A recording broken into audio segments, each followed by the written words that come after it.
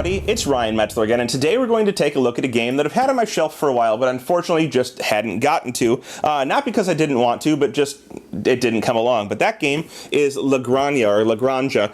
This is by Spielworks Games. Now, this is a Euro game for 2 to 4 players, basically. I think there might be a single-player variant. Yeah, 1 to 4 players. I don't play single-player, so I'm not going to cover that. But 1 to 4 players takes about 90 minutes, and this is a farming game, essentially. You are going to be operating a farm, trying to supply markets or market barrows or different craft buildings in the game in order to get victory points. And whoever's best able to produce things in the game and, of course, supply them to the various buildings and market barrows will earn points and win.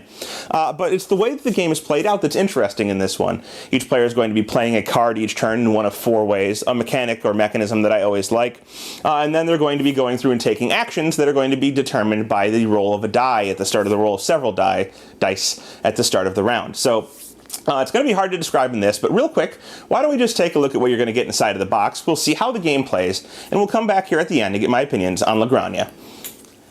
So here we are looking at the components for Granja set out for a 4-player game. Now in this game, each player controls their own farm, trying to make goods to send either to different types of production buildings in the city here, or in order to supply to market barrows that they themselves will play throughout the game.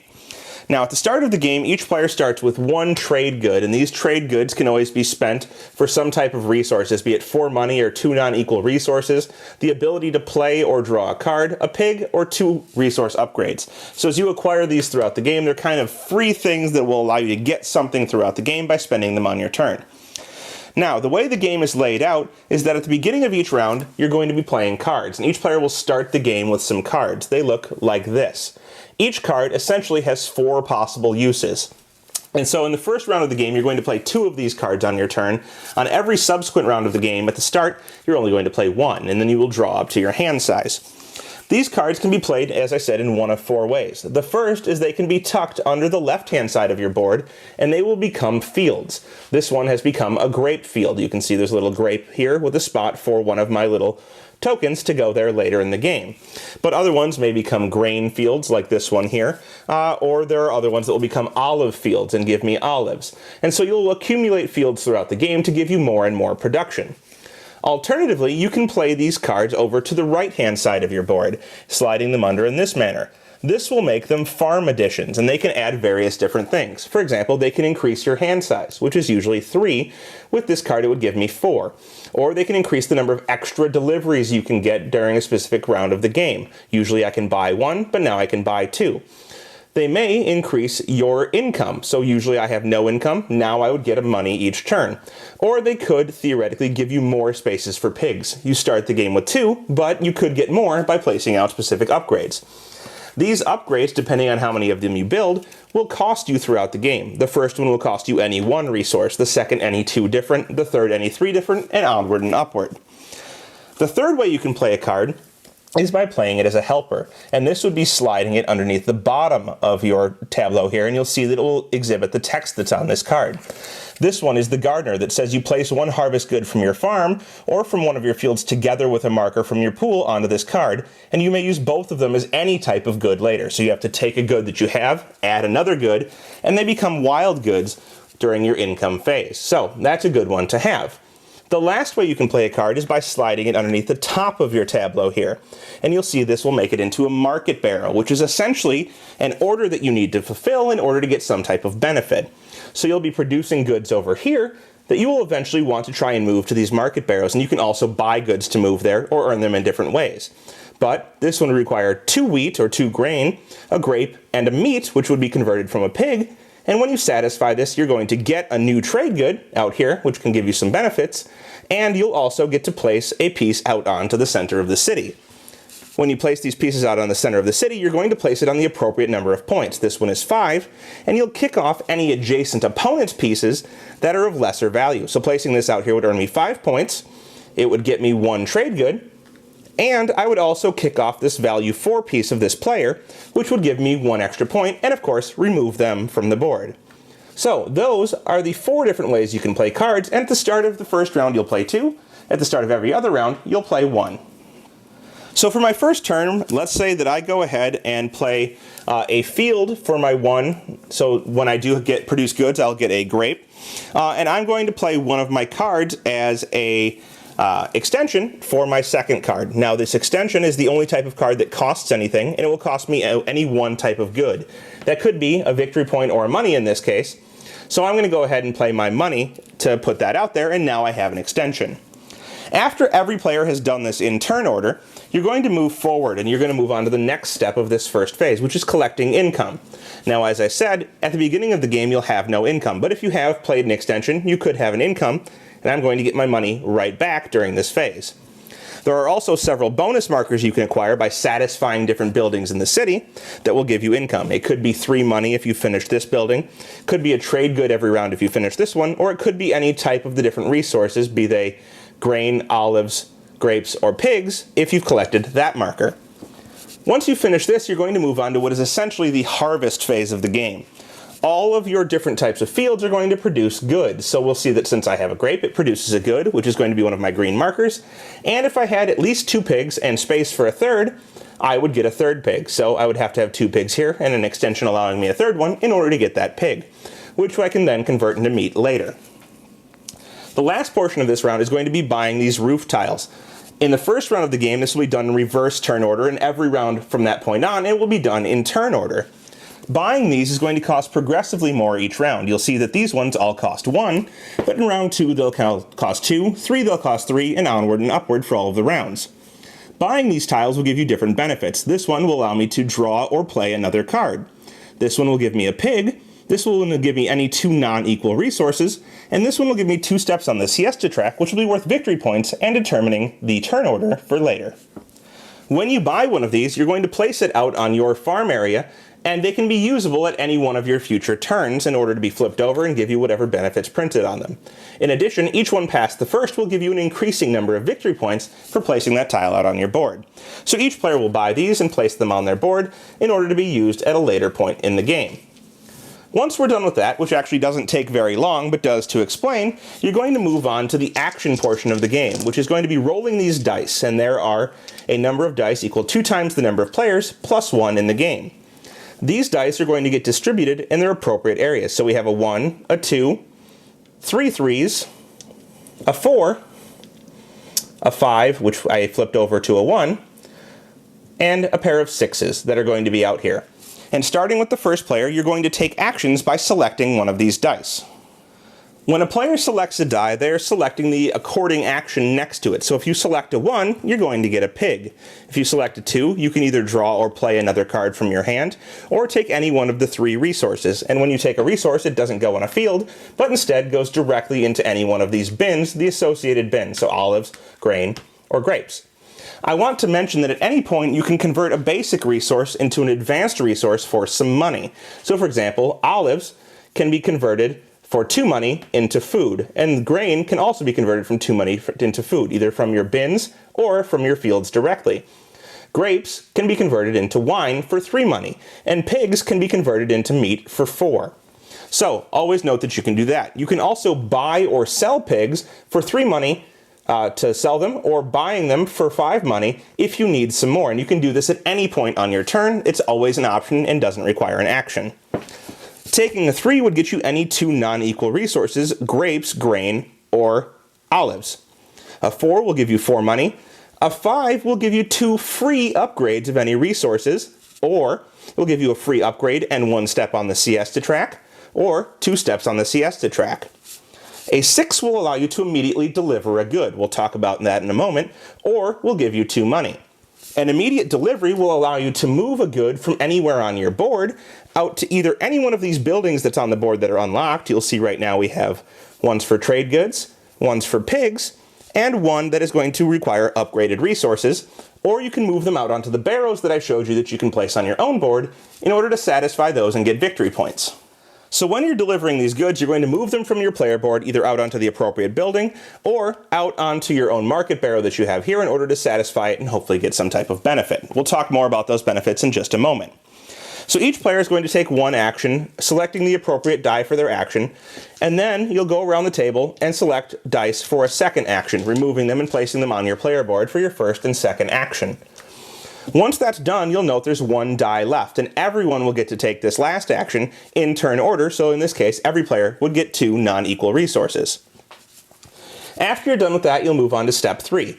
And step 3 is going to be the main delivery portion of the game. This is where you're going to move all of your resources from your board, or as many as you can, out onto different buildings on the board or to your own market barrows. Each player simultaneously is going to choose one of their 4 delivery tiles. You'll see they have 1, 2, 3, or 4 donkeys, and correspondingly 1, 2, or 3 of these sombreros, or I guess hats, for the siesta, or the siesta track out here.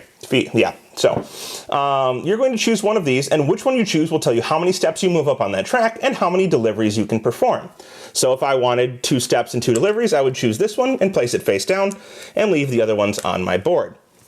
Once everyone's chosen, you're going to flip these over, and in turn order, you're going to move up a number of steps on that track equal to the number of hats. So, I'll say I chose 2, somebody else chose 3, someone else chose 1, and somebody chose none, and those are all the steps taken this round. After we've done this, we're going to reorder the turn order. So you'll see right now green was player 1, but yellow is the furthest along. They're going to be the new player 1, green will be 2, red will be 3, and blue will be 4. And this will take effect immediately. After this, you're going to start doing deliveries, and each player will do all of their deliveries, however many they selected, in turn order. So I can move all of my pieces that I wanted to out onto either these buildings or my market barrows in order to get pieces to place out on the board, earn victory points, and kick other players off. Now, we've already talked about the benefits of delivering to your market barrows that you've placed out on your own areas, but the benefits to playing out to the buildings on the board are different. As I said, you can see there are 3 boards you can play to right now, while the other 3 are locked down. Satisfying these different areas by delivering the goods to them will see you putting markers out from your board onto the appropriate spaces in one of these rows. When you've completed all of the spaces in a row, you have completely satisfied that building. You are going to have several things happen. 1, you're going to get a number of victory points equal to the current round. So if you finish this building in round 1, you'll get 1 point. Sometimes it's better to wait until later, but there are reasons to not do so. 2, you are going to get the associated tile that is next to that space. This one says that every time you choose one of your tiles here, you're going to get an extra donkey and an extra hat. So that will give you an extra step and an extra delivery every round. It also gives you 1 immediately, so that's good as well. On each of these tiles will be immediate. So 1 could give you 3 income every round. 1 will give you an extra point every time you deliver to your market barrows. 1 is going to give you an income of any type of resource every round.